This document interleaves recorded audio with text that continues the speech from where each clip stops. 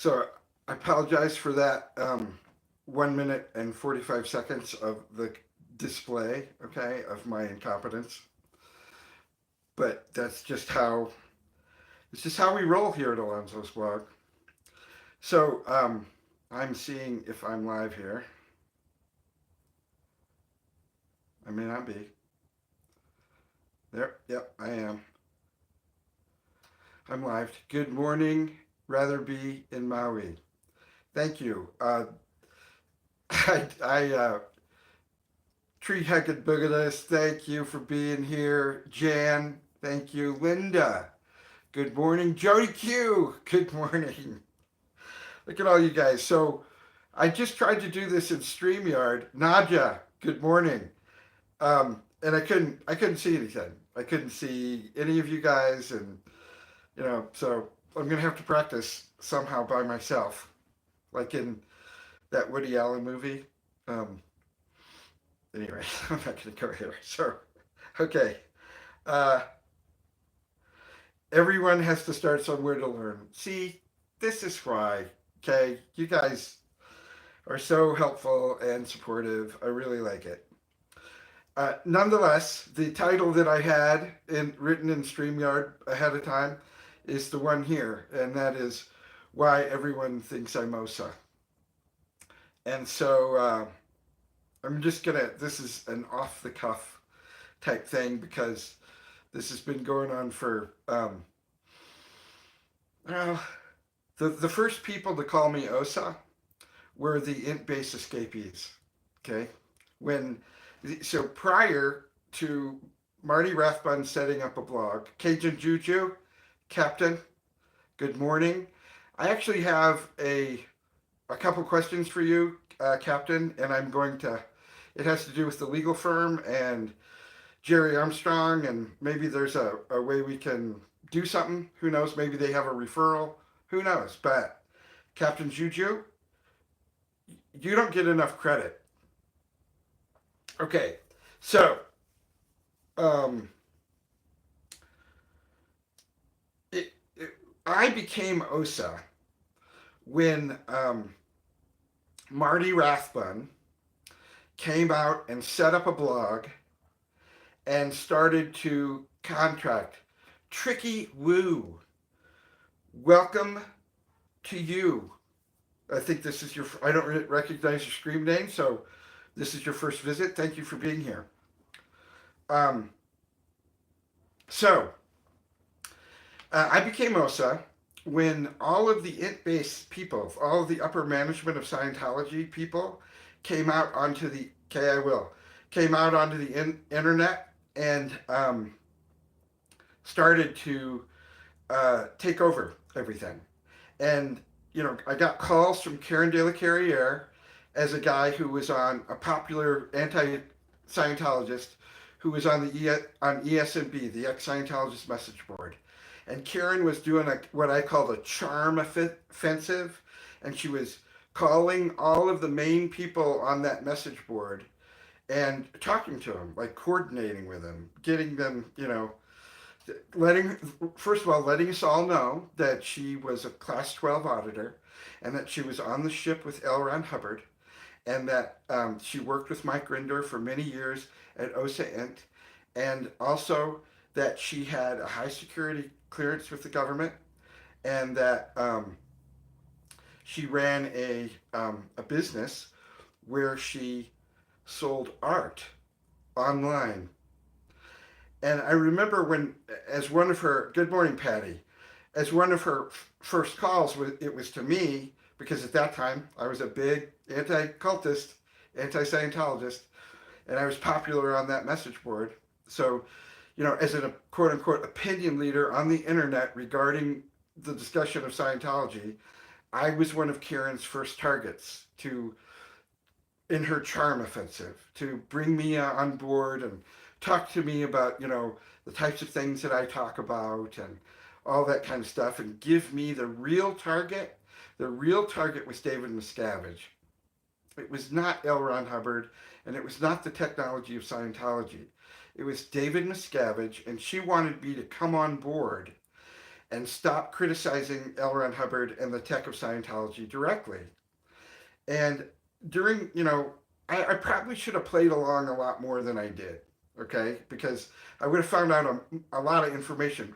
As it happened, I found out a bunch of information from Karen. She thought that she was like winning me over, but she was making me puke, okay? She was talking about all the time that she spent at OSA Int, working for Mike Rinder to destroy critics. And this was all during the time I was a critic and I was being fired and followed, and they were trying to destroy my family. So here's this woman, and she's talking to me as if I, yes, it is, as if I am just going to fall in line. Like, oh, she's out now. So therefore, oh my God, and she's class 12.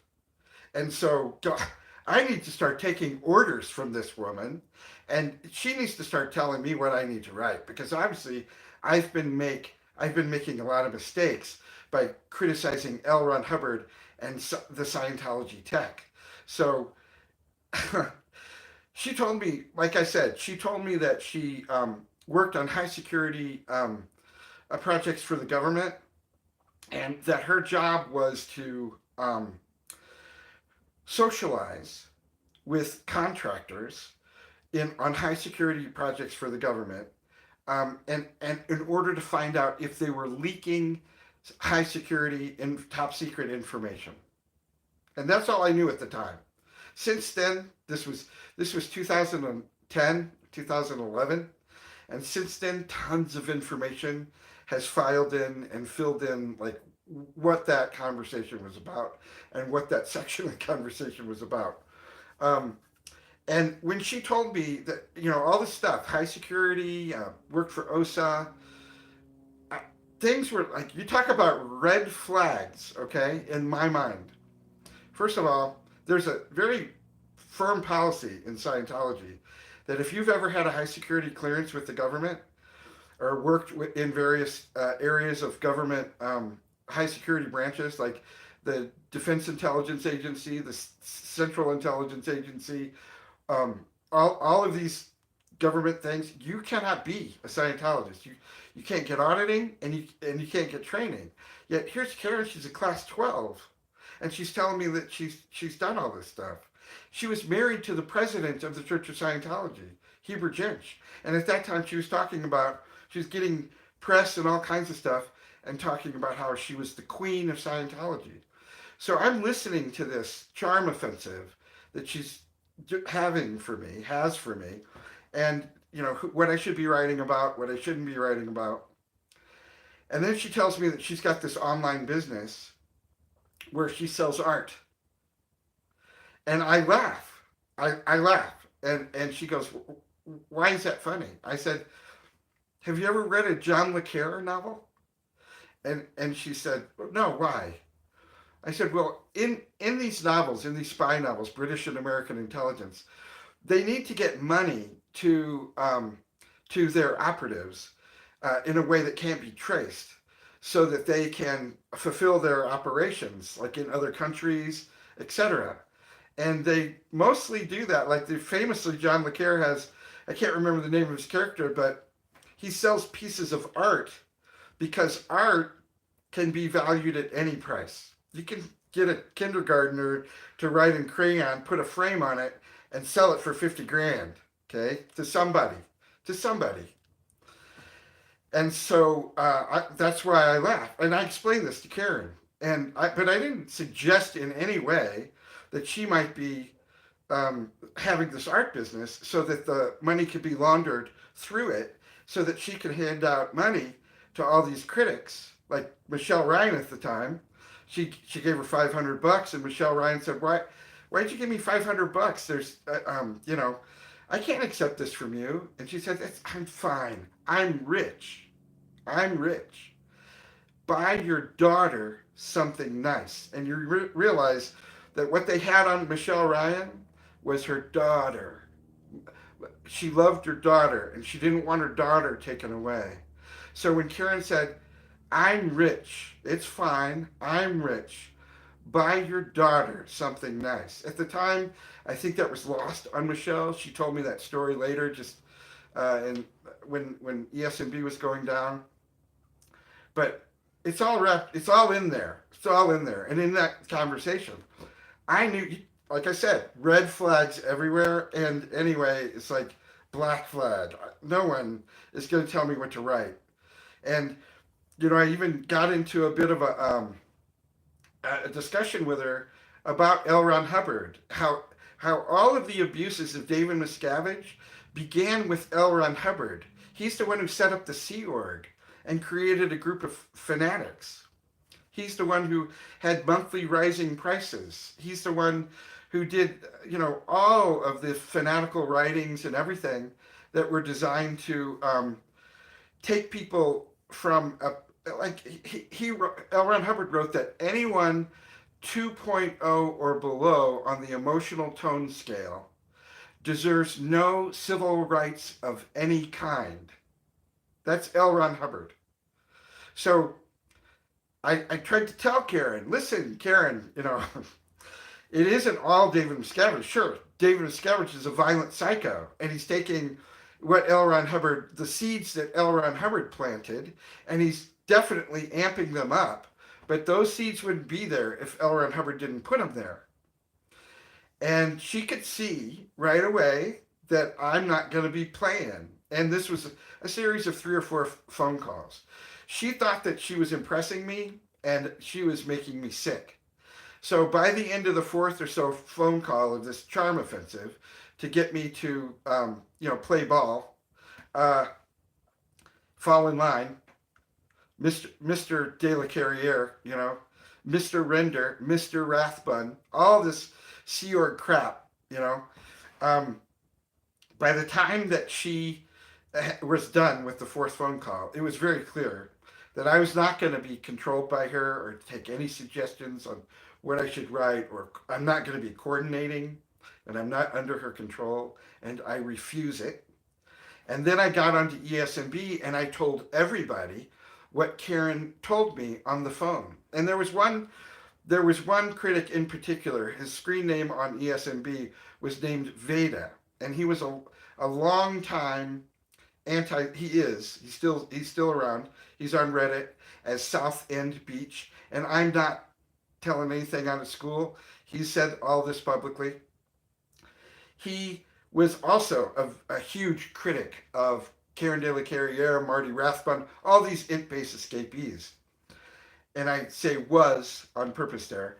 And he began to also push back on the board publicly against these new int-based escapees who were coming on to ESMB and beginning to kind of try to control the conversation there. And so I said, Karen kept asking me, who's Veda? Like, she wanted me to dox the other person on ESMB because they didn't know who he was. And I just said on the board, Veda, they keep asking you, they keep asking me who you are. And you know what? I don't know who you are. And I don't want to know who you are. Your anonymity is not, it doesn't need to be broken with me. And Karen wanted me to try to break it, but I don't know anyway, so it wasn't broken, but she was sure hot about finding out who you were.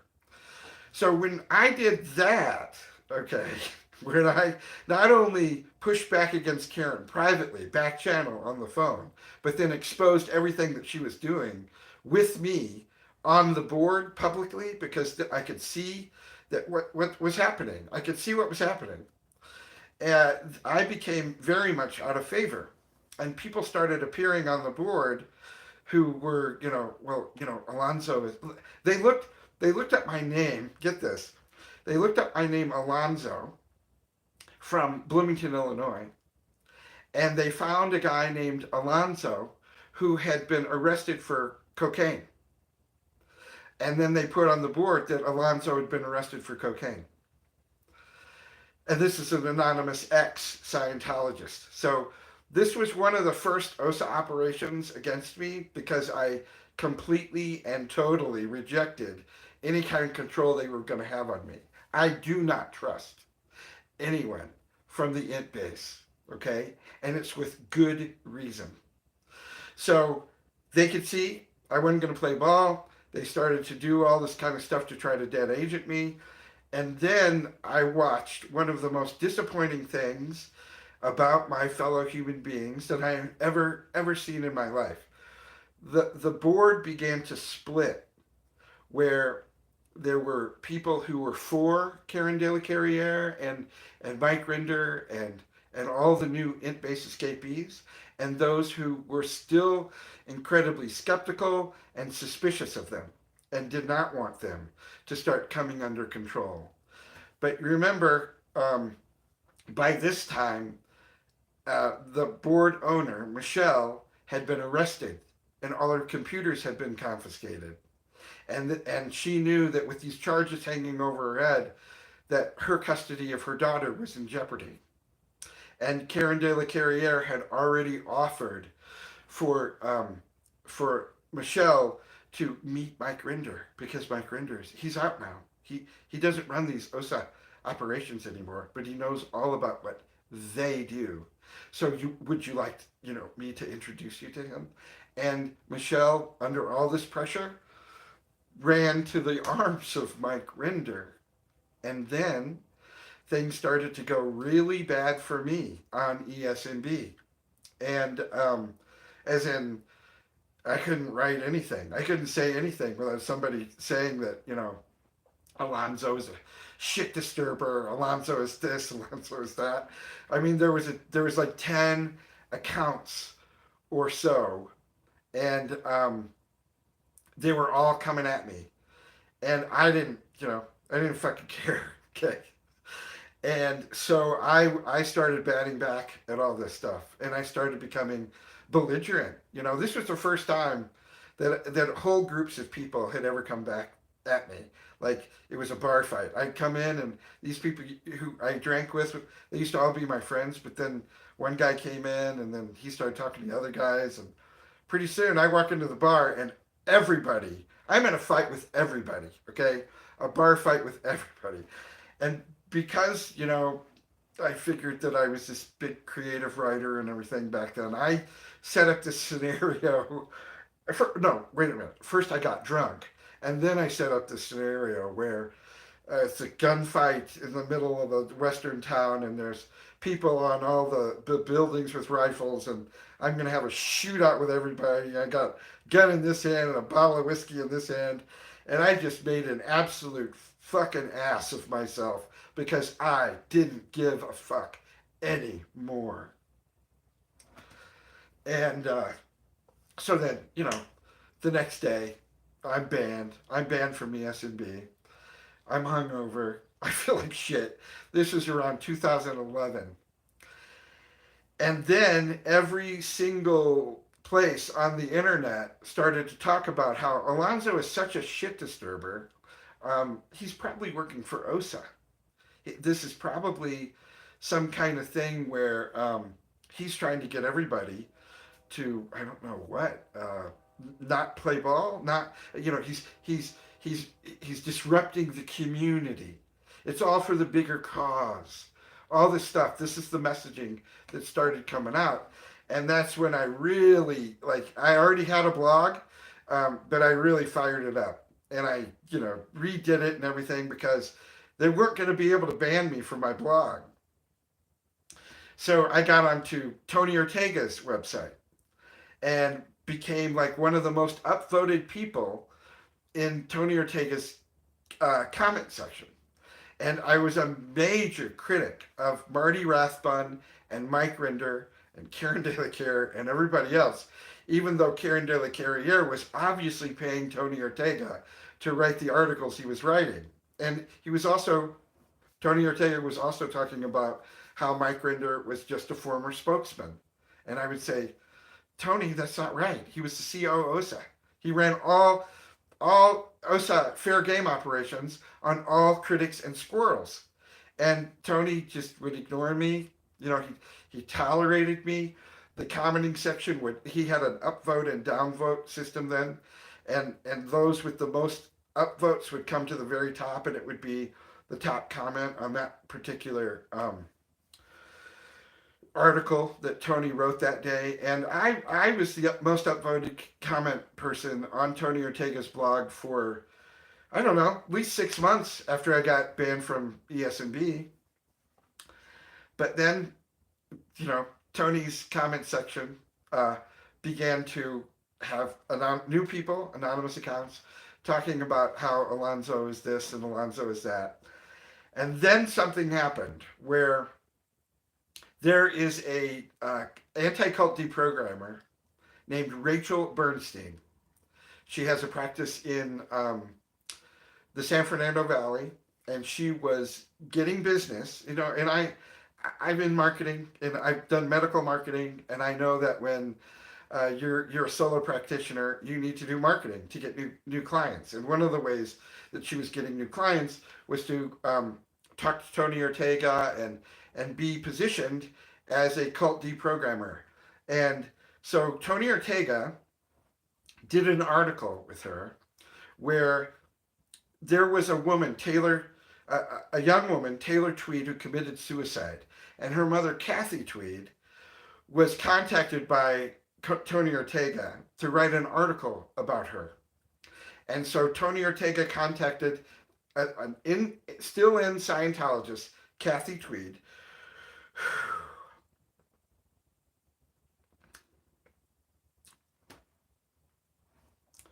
who had just, see, this, I can't stand this kind of cruelty, okay? She just lost her daughter to suicide. And it was the day after they buried her. Scientologist. Tony contacts her. She picks up the phone. Tony begins to interview her about her daughter's death. And Kathy Tweed, the mother, the Scientologist who just lost her daughter, started saying stuff like, you know, everything's fine now. I'm sure she's doing fine, you know. And she had this whole, you know, what do you do? What can you do? Your daughter has committed suicide. So Tony Ortega takes these words that Kathy Tweed told him on the phone the day after she buried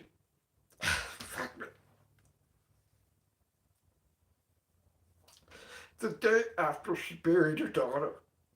And he writes about how she's such a brainwashed. He didn't say brainwashed. To Tony's credit, he doesn't use that term. He actually doesn't use the term cult either. But he says, you know, she is so indoctrinated that she believes that everything's fine with her daughter now. And then in the comment section, I'm like, what do you, and then I sent him an email too. I said, listen, this woman is in the middle of catastrophic grief, and you are saying this about her. And it doesn't matter if she's a Scientologist or if she's not. This shit is cruel.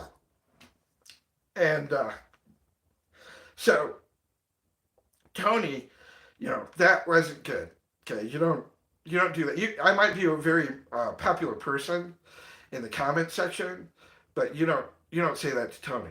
And so then Tony doubles down on it. Like 2 or 3 weeks later, he gets Rachel Bernstein to come and takes Kathy Tweed's quotes the day after she buried her daughter.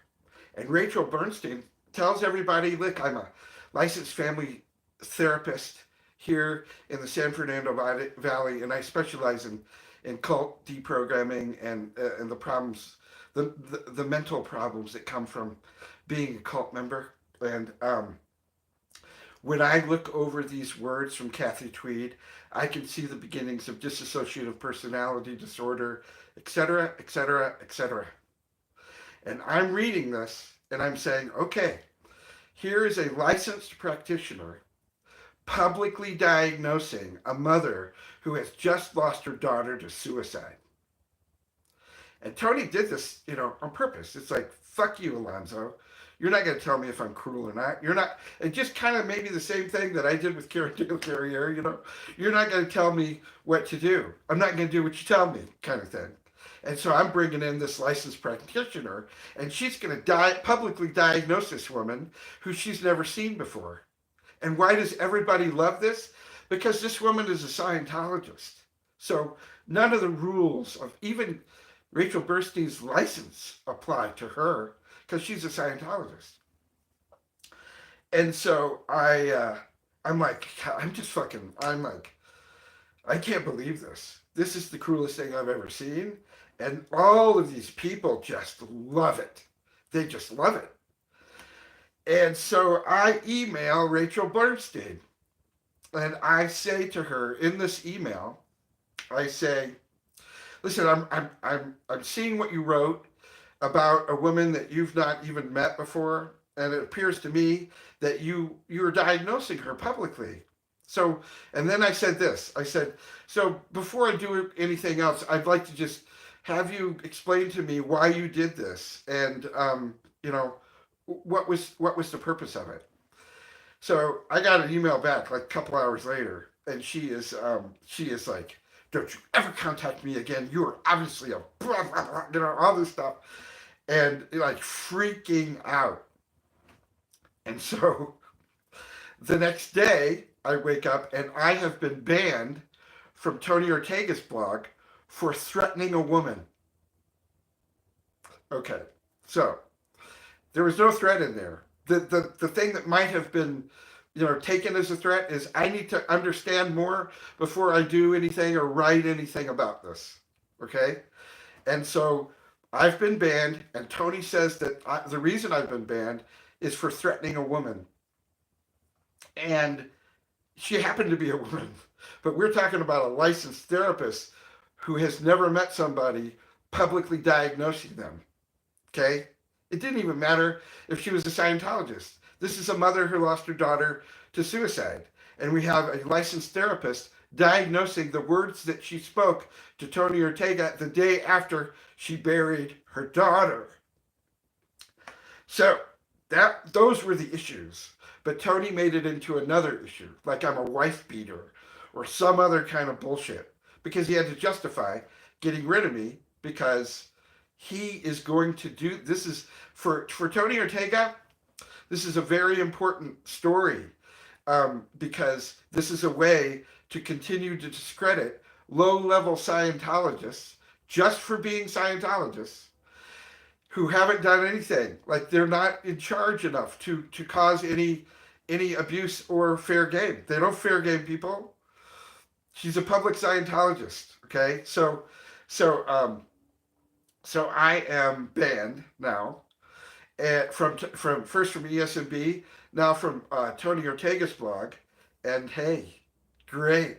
So I start writing a bunch of stuff on my blog, and setting links everywhere, and making sure that the traffic to my blog comes, and I still get my message out. But this really, this incident really allowed me to see, like, do I really want to be part of these people? Like, are they ever going to actually fucking get it? No, they're not. They are at war with Scientology, and that means all individual Scientologists as well. Now, as far as Rachel Bernstein goes, I looked up the California ethics codes regarding her license, and it was definitely a violation of her license. But I also know that this is her livelihood, and all kinds of stuff. And I'm just, my thing is I'm just gonna get my message out. I don't need to take, to make a formal complaint or anything about this. I'm just gonna keep going. And then it turns out a couple years later, she got her license suspended for diagnosing a woman. There was a divorce, and her client was one side of the divorce, and the other member of the spousal contract, the spouse, she diagnosed them in a friend to the court paper to the judge.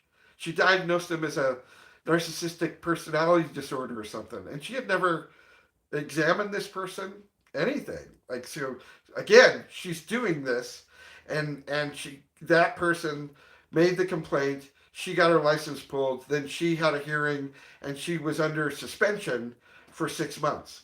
And I really wanted to write about that too, but I just didn't.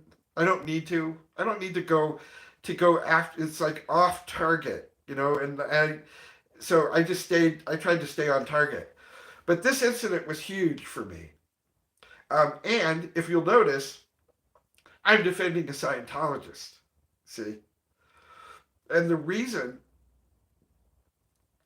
I'm defending a Scientologist is because there are these moral principles, see, that are above Scientology and anti-Scientology. There are moral principles. And if anti-Scientology is so much more civilized, so much more sane, so much more better than Scientology, so that they can actually criticize Scientology, then they should follow the same moral principles that they want Scientology to follow, right?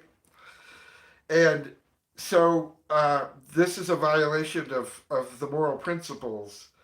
Like, if a Scientologist did this to an anti-Scientologist, then all the anti-Scientologists could see it, and they would be up in arms about it. And this was like my first ice water dip, bad baptism by fire in the hypocritical tribalism that exists here. See? And so this, again, this incident is one of the incidents that made me no longer want to be any part of anti-Scientology. I don't want to be part of Scientology, and I don't want to be a part of anti-Scientology.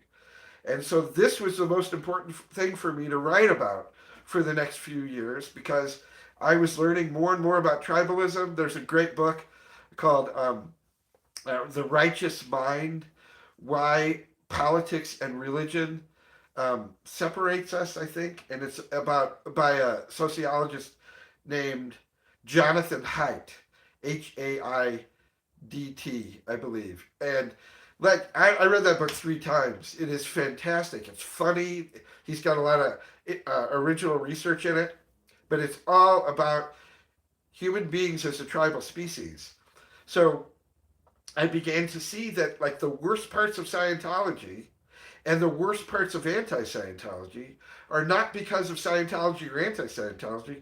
It's because the human race is a tribal species, and this is all part of polarization and tribalism. So I just went crazy on this, and I wrote article after article after article on my blog about tribalism and all this stuff until everybody was sick of me and my Alonzo and tribalism. So I was going through this change, and I was writing about it. But why? Because you defended a Scientologist. So that was easily used to show that I'm an OSA agent. I defend Scientology. And then I had to really think about that. Like, all these anti-Scientologists are coming after me now as an OSA agent because I defended a Scientologist. Well, should I have defended that Scientologist? Yes. Absolutely yes. If I believe in a free society, and I believe in the freedom of assembly and the right to religious freedom and the right to believe as one wishes, the freedom of speech, etc., I have to, every once in a while, defend Scientology because of that particular principle of liberty and freedom. See? And so when you see me doing that, especially against anti-cultism, which is highly volatile when it comes to a free society, you do realize ending the cult is something that is not within the power of any one of us. None of us have the power to end anyone else's religion. Even the government in the United States does not have the power to end anyone else's religion. Let's just think about why that is, okay? Because I do know that for many people who want to end the cult, this is over their heads. They've never considered this. And most of those people, okay, who want to end the cult have their own ideology. They're either a staunch atheist, a staunch Catholic, a staunch Jew like Dr. Stevie Hassan, right? They believe in their own ideologies that there are certain people like astrologers and false prophets, etc. The Bible tells them to stone them to death, okay? And if you look at all the religious wars throughout, European history and the Inquisition, everything else, it's one of the reasons why we established religious freedom. It was as a response to centuries of this murderous bullshit that went on in Europe. So if you believe in a free society, every once in a while, you're going to have to protect the minorities that the majority wants to wipe out. So this should not actually be such a hard thing, okay? Now, there's a guy, John McGee, who's an anti-Scientologist. He lives in Ireland, where there's been tons of religious warfare. Oh my God, okay? And he wants to end Scientology. He actually told me on the phone that he wants to see a Waco-style conflagration at Scientology orgs throughout the world. Okay? He was also convicted of assaulting a woman Scientologist on the street while she handed out promo. Okay. So I would talk to him about this, and I'd say, look, man, she has a right. She has a freedom of religion and freedom of assembly. Fuck you, Alonzo. No, she does not. In Ireland, they don't have this. In Ireland, this is not a religion. She doesn't have this. And, this is the kind of, okay, good. So you're never going to understand my idea of the freedom of speech, freedom of assembly, freedom of religion. You're not going to have it. Even though your country has been torn apart by religious violence, you're going to go ahead and commit it, and you're going to promote it.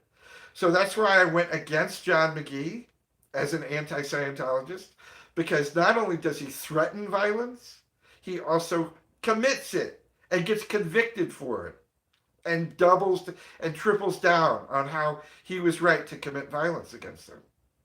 So when Streets LA, the colossal poser, Streets LA, is chasing Scientologists, like individual Sea Org members, down the street, yelling at them just for being a Scientologist and saying that he wants to end Scientology, I said, this is Nazi rhetoric, dude. What you're doing, you don't have the power. And I told him this directly, and he does not give a fuck, okay? You don't have the power to end somebody else's religion. And you don't want to live in a society where anyone has the power to end somebody else's religion, and especially your religion. Do you? And he's just like, hey, Scientologist, So this is, again, see, this is why people call me OSA. Because I don't put up with this bullshit. And I don't think anybody else should either. Because, like, when you get people like Marissa Sigmund, who threatened me with violence, Liz Gale, who threatened not other exes with violence, including a baby with violence. He gets drunk and drinks like 2 bottles of Chardonnay and starts threatening people with violence. These people cannot be, in my opinion, if you were all my personal army and I ran things, these two people would be out. They would not have a voice. Because we cannot have this. We cannot have this kind of incendiary rhetoric of violence in a religious or cultural war like this is. Those people should be rejected, in my opinion, and I've laid out why I believe that. And that is why people call me OSA. And they can fuck off. I don't care. I'm not going to come off of these moral principles. There are hundreds of years of evidence for why what I am saying is valid. So, see, we're the same species that existed in Nazi Germany. We're the same species that existed throughout Europe that were burning witches and torturing people in inquisitions and things like that. It's all built inside of us. And so we must remain vigilant over this kind of stuff. And for that, I'm OSA. Okay? All right.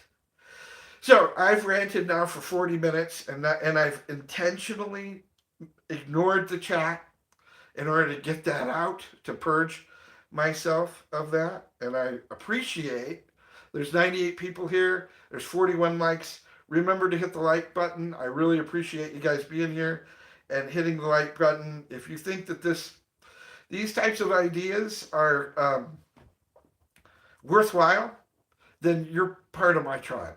Okay, you are. If you don't think these are worthwhile, if you cannot see that there's actually valid points I'm making, then you're probably not part of my tribe, and you'll go around tell everybody that I'm OSA. So, more power to you.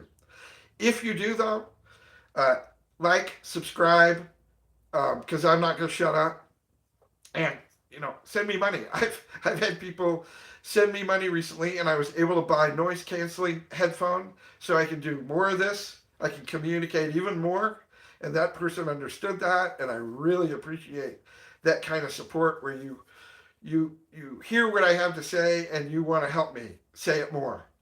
I love that. And so there will be a link there. The link is in all my earlier lives, but there will be a link to my PayPal, to my Venmo, and to my Amazon wish list. But actually, don't do that. I've already purchased that. I gotta get rid of that on my wish list. I've already purchased it. So anyway, I got a great deal. It was $90. I paid 45, and so you know who you are. Thank you very much for that. I was able to make that purchase, and you are helping me communicate even louder and with less interference. Thank you. Okay. Sorry for, Jesus, I had no idea. I still had that much emotion about this particular incident, but it is the thing, really. It was like the thing that everyone saw that turned me into OSA, because I defended a Scientologist, a mother who had lost her daughter to suicide, and a licensed anti-cult deprogrammer publicly diagnosing her with dissociative personality disorder for words that she spoke to Tony Ortega the day after she buried her daughter of suicide. Okay, Puttering Princess, yikes. That tech glitch was confusing. Glad for the fix. Hello from Toronto, folks. I'm Kim McNeil, Toronto, org, OG, second gen, trying to understand my Scientology experience as a young person. Awesome, Kim. Thank you for being here. Okay. Burrito White. Hi, Alonzo. I'm happy to have caught you live. I'm sorry you have been subjected to such vile and undeserving trolling. I stand in solidarity.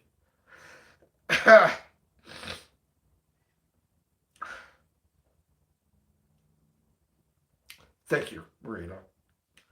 I cannot finish reading your thing. Okay. Paula, I've never understood how Aaron was a self-declared fanboy of DM.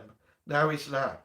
What happened and when? Well, I'm I am getting more and more information about Aaron, it's very valuable information to me, and it's putting things in perspective for me. You know how I always say that I have learned to juggle more than one hypothesis, and so I've got Aaron as a total OSA agent working for David Miscavige, reporting back and destroying all other critics like Scotty Hofstadter's channel, who is, in a fight of his life against Kendrick Moxon, and Aaron takes his channel down. Wouldn't Kendrick Moxon love that? Wouldn't David Miscavige absolutely love that? So I got this one hypothesis that Aaron is a freaking OSA agent, operating to try to control all the discourse about Scientology, like they always have, and take out the biggest, most threatening critics. And there, we got stuff like that. He's also running the church's narrative about the death of Kyle Brennan as well. I've documented that too. So I've got this information about how Aaron is OSA. See, I'm OSA, but Aaron's called me OSA too. And I've also documented where Aaron has called me OSA. See how this gets? And then I've got this other hypothesis about Aaron where he's not. He's just a reckless meathead who just wants to play a game. He doesn't care about the truth. He doesn't care about anybody but himself and his channel and, making money through his channel. And, you know, the YouTube business is a very volatile business. Shit can get taken away. Your income stream can be smashed, like with no warning. So you got that. Maybe those dynamics of Aaron's business make him as ruthless as he is because he knows the risks. Who knows, man? But I juggle both of these things. See, Patty Thompson says Veda is God. I used to post that whenever he showed up. Veda has also flipped. Get this, okay? Veda and I were like two peas in a pod on the SMB there, and they were coming after Veda just as hard as they were coming after me on the SMB. Karen De La Carriere and all of her minion accounts on the SMB.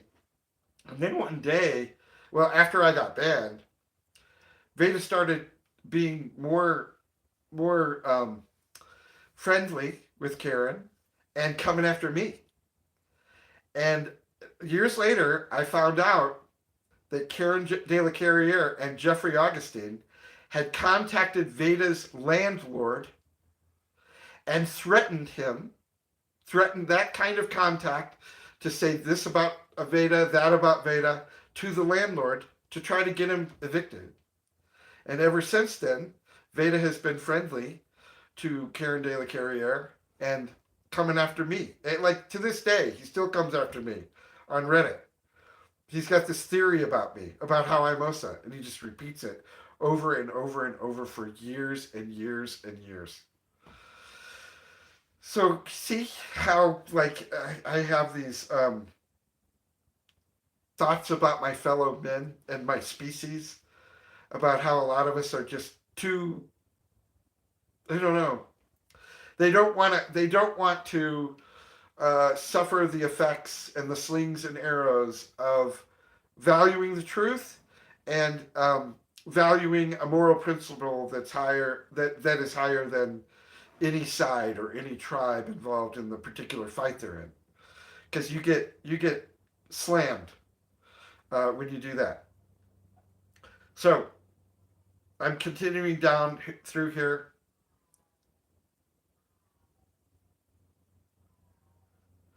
Thank you, Chi. I can't, for some reason, bringing up that incident, which started everything with me in this community. And to this day, I made the right choice. No matter what I have suffered from it, it was still the right choice. So I'm good. Clyde asked, can you help Alonzo set up StreamYard for his interview on Sunday? Thank you, Clyde. Who the hell are you? How did you know that this is exactly what I need for my interview on Sunday? Thank you, Clyde. You anonymous person, you who has such a deep understanding for me. Thank you. Rather be in Maui. Well, I can't read these. uh, let's see. By the sounds of it, he only cares about getting the story of the victims. No integrity as a journalist. Ophelia, are you talking about me?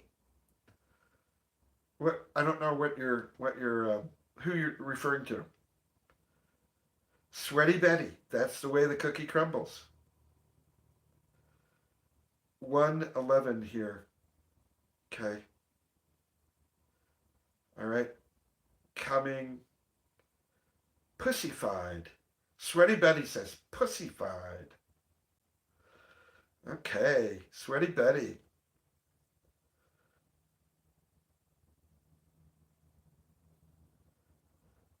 Let's see here. David B's here. Thank you for being here, David B. Alonzo's blog. How did you and DOA begin speaking? Very good question.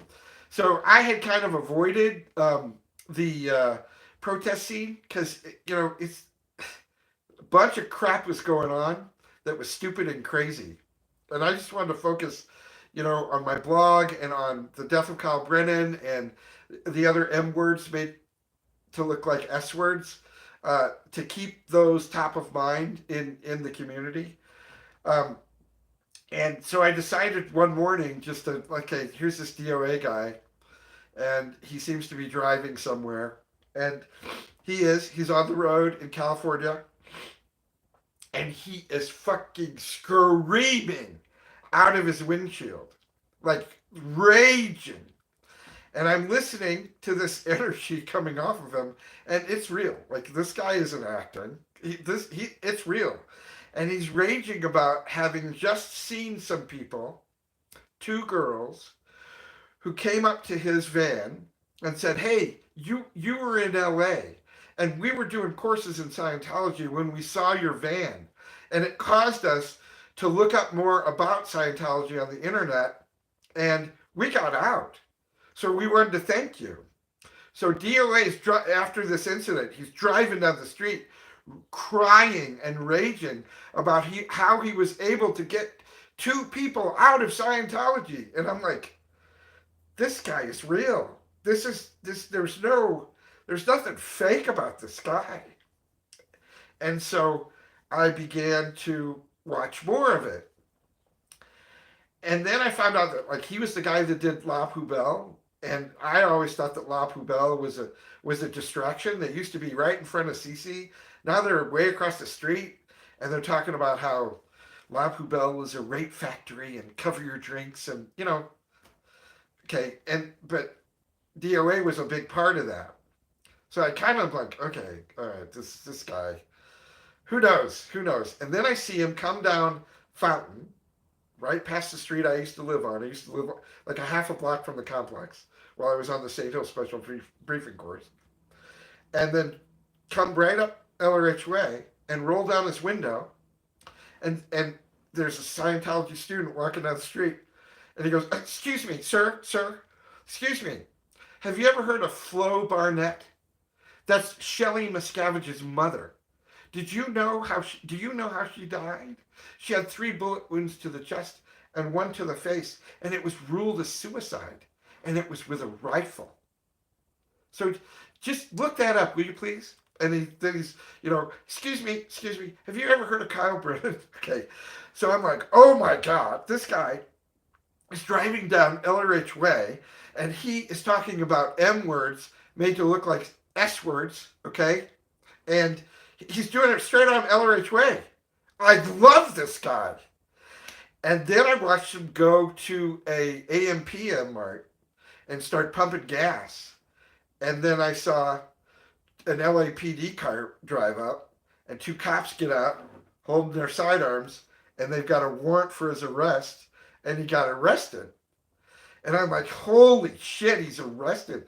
And they put him in jail. And then while he was in jail, Aaron Smith-Levin and Kelly Copter took down his channel. And he's in jail fighting Kendrick Moxon. And then I find out from him that he beat Kendrick Moxon in court.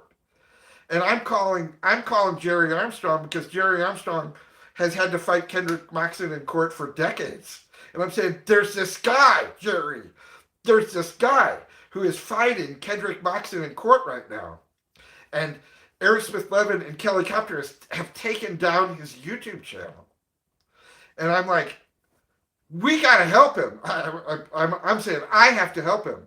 But I want you to meet him, because I think maybe you can give him some tips on how to fight Moxon in court, because Jerry Armstrong fought Moxon and has beat him repeatedly in court. So I wanted to get the 2 of them together. I want to support the guy. I want to just make sure that all this bullshit, all these people that are coming out of the woodwork to come after him, that's exactly what Scientology wants. Do you understand? To take down his channel, to make sure that he has no resources to depopularize him, so there is no support for him in court against these things. Okay, that's what they want. So I'm not going to do what they want. I'm going to do the opposite. I'm going to take this guy who is a huge threat to Kendrick Moxon and the Church of Scientology, and I'm going to support this guy. So that's my reasoning. That's my reasoning, and that's how I got involved. Thank you for the um, thank you for the question. And I can't even remember who did that because that's all moved. Oh, Gigi. Thank you for the question, Gigi.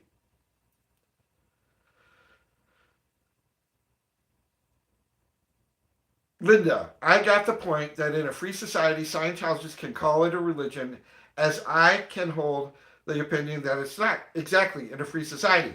So there comes a bunch of arguments and nuances and complications. If you believe in a free society, see, if your foundation is, I live in a free society and I want to continue to live in a free society, you must begin to ask yourself a bunch of moral questions. Like, am I against every single Scientologist just because they're a Scientologist? Even if they have no authority to run any fair game and they've never harmed anyone and never would? And now I already hear it. Oh, but they audit people, so therefore they're harming them. Okay, well, free society, you've got to have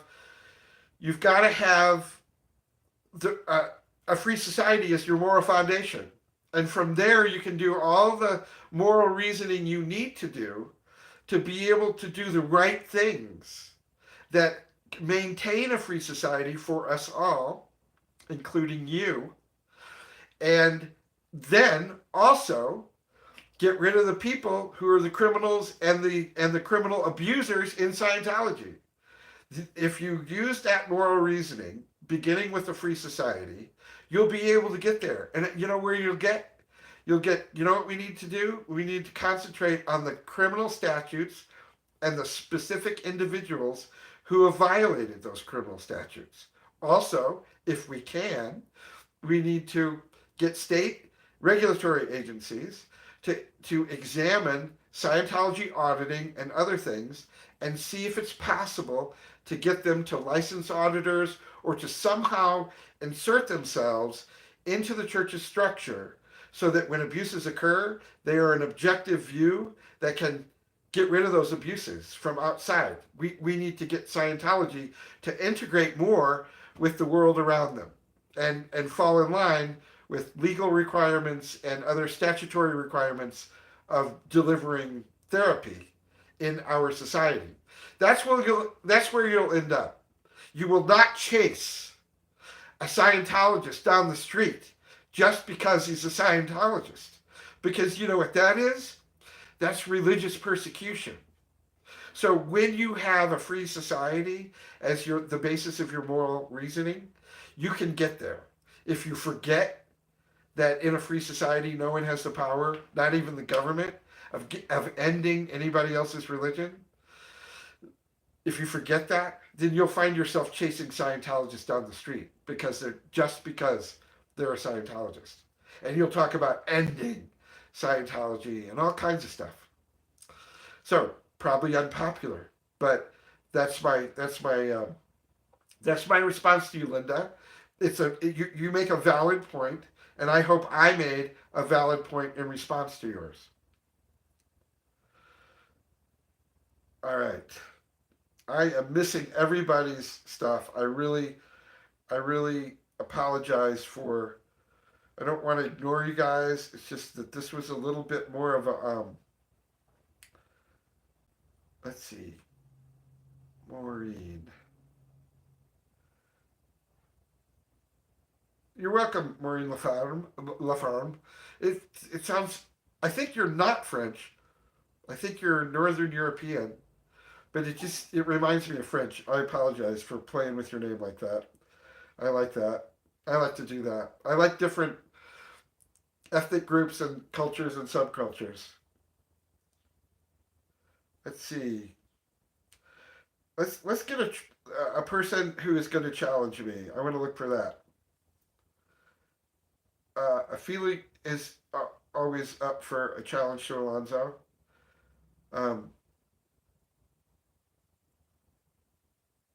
he didn't. He went against ZDT. ZDT, Mike Cornish, ZDT tried to get him to pay his $18,000 legal bill. He went against that. He doesn't have to pay his $18,000 legal bill.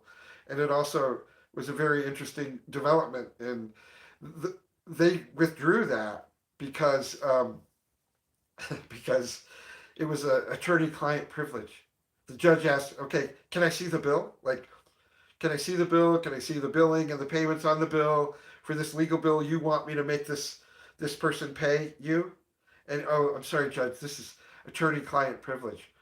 Well, why would that be attorney-client privilege? What if the Church of Scientology was paying ZDT's legal bills, and that's why his attorney claimed attorney-client privilege on that? So not only did Scotty beat ZDT in court on that thing, he also led us to a kind of situation where we might be able to see who's paying ZDT's legal bills. That would be interesting to me. All right. Uh,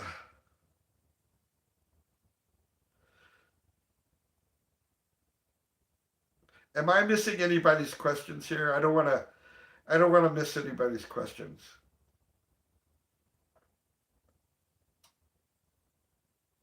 Okay, thanks, April. They have they have conversations with each other too. Yes, they do. Let's see. So Sigrid asked something, and I want to see what he asked. Children who are compelled by zealot Scientology parents are not free to opt out of Scientology. That is absolutely correct, Sigrid.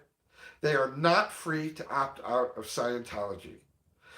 And they are not free to opt out of Catholicism either if their zealot Catholic parents force them to become Catholics. They're not free to see. I mean, children are simply not free. So you must keep that in mind as you become incredibly freaked out about children in Scientology. It is very true that some children in Scientology are abused, and something must be done about that. But not all children in Scientology are abused. And so this is one of those things where you have to consider that. And in order for, if you can separate who is abused and who is not abused, then you can target the abuse. But if you think they're all abused, you can't find the target. See? That's why it's important to think in nuance here in order to get better at activism and protesting, to find the exact right target. I'm sorry.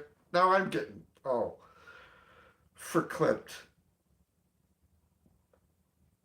I don't know if like I said, I've said it's like holding back the tide, okay? Like I'm down on the beach, I'm on my knees, I've got my arms outstretched, and I know the tide is coming in, and I'm going to hold it back, man. It's not coming in on my watch, you know? That's kind of how I feel sometimes regarding this stuff. And then, and then I think, okay, let's say you get a bunch of people who agree with you, Alonzo. Then what? The older I get, the more these campaigns and crusades that I go on, the more I ask myself, and then what, Alonzo? And then what? All right. David B. Someone's saying David B. is very brave. I need to find out why David B. is very brave. David B.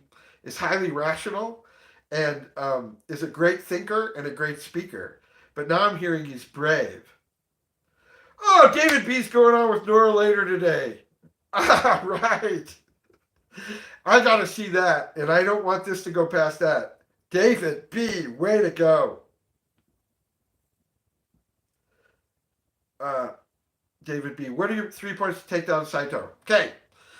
end the tax exemption. And I am going to be interviewing Jerry Armstrong this weekend in order to get brainstorm more ideas. I also want to talk to Captain Juju about possibilities with that legal thing and maybe get something going there. So end the tax exemption, um, dismantle their global real estate empire, and get the criminals at the top of Scientology criminally indicted and prosecuted.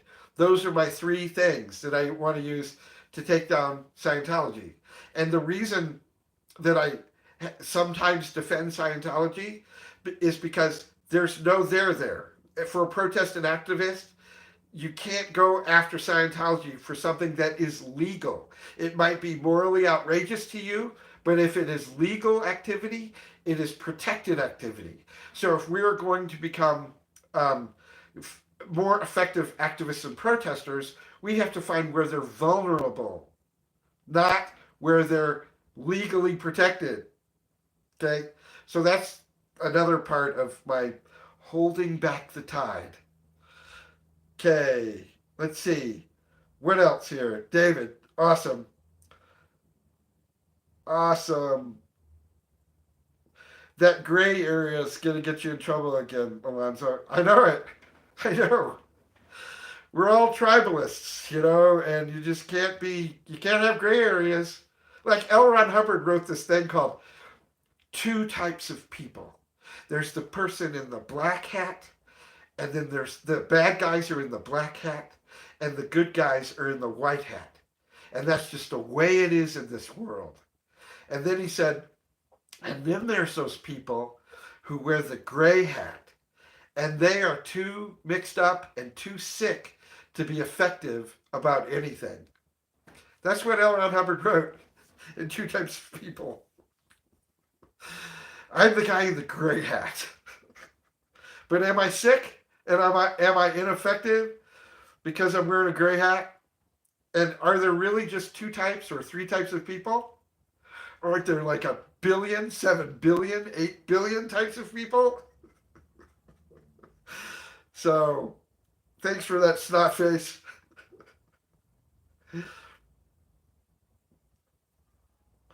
All right. I'm looking here. I'm looking to see. I think Jody, see, Mindsci says to Jody Q. I think Alonzo thinks Scientologists who are believers in it have same rights as all other religions. Don't they? In a free society, don't they? Or do they have fewer rights?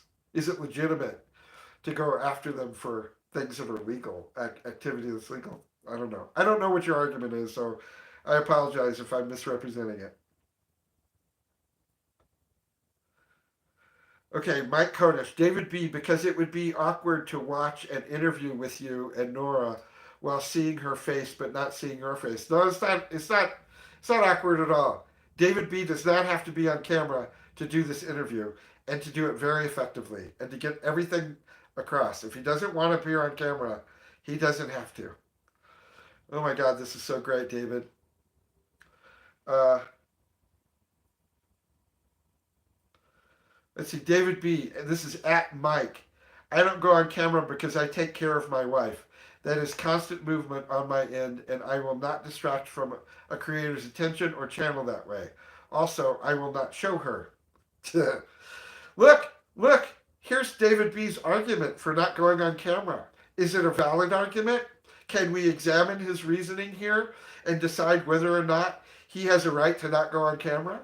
Or must he go on camera? And, must he? Don't be musty.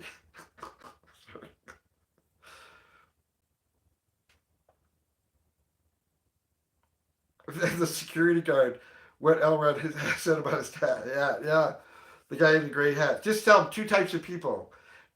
A lot of Scientologists know that because that's on the PTSSP course. So when you're studying about suppressive people, L. Ron Hubbard's telling you about the people that are in the white hats and the people that are in the black hats. And the SPs are in the black hats. And the people in the gray hats, they're PTS. See, they're too sick to be effective about anything. Captain Juju, honestly, Alonso, I struggle with your view on child auditing, but willing to listen to your reasoning. That's why I love you, Captain Juju. I'm not kidding. Like you have the ability to withstand an argument or an argument and an idea that you don't presently disagree with. I have that too. Um, I what I would say is that I have intimate experience with auditing, and so um, that's what informs me and my views about it. And I'm not saying, but you don't, so therefore your views are invalid. I'm not saying that. I'm just saying, in my intimate experience with auditing, I know that some auditing, even child auditing, is not abusive. Some is, though. And that's the target. That's my point. Once again, okay, so we're at 110, and I do believe that everything I've been able to tell my story about why I'm an OSA agent, why people think I'm an OSA agent, and some of the incidents along the way that have gotten me to the point where I'm at now, and why I'm saying what I'm saying. When if you looked at me 25 years ago, this is not what I'd be saying. I have learned a lot and experienced a lot since that time, and I have allowed myself to learn from my experiences, and I have continually gone out and studied all kinds of stuff about cults and hypnotism and brainwashing and all of the things that I believed 25 years ago, but which have been disabused in me in the last 25 years. And I have continued to talk about what I've learned and why my positions are the way they are these days. And for the people who say that I am abusing them by denying their own trauma, that is false. I am not denying their own trauma. I am not saying they didn't experience what they experienced. I am simply not. And I guess I could repeat that forever. Some people will get it, some people won't. Move along, weirdo. Oh, always opinion says, move along, weirdo. That's funny. Okay, so White Snake's here. White Snake, you got here right at the very end. I apologize. Mike Kodish, Marina White is, everyone is suspicious of the guy who must make David B show his face on camera. Let's, wouldn't OSA want that too? Wouldn't OSA want that too? Like it could, this person could have nothing about no relationship to OSA at all, but OSA would want this, and this person wants it too. It doesn't mean he's OSA, but it's just something that you should note. Note. Oh, so White Snake did a short. I'm gonna have to watch that too. Okay, White Snake. All right. So I'm gonna take off. Thanks everybody for being here. Apologize for the getting off for Klimt in front of you and everything. Freaking, I had no idea that was gonna happen. So anyway, we got 101 people here, and we got 54. A majority of them had the foresight and the wisdom and the high status intelligence to hit the like button. Hopefully some of you also hit the subscribe button. Support, if you like this, help support me, and I love you for it. That's all I can say. Over and out.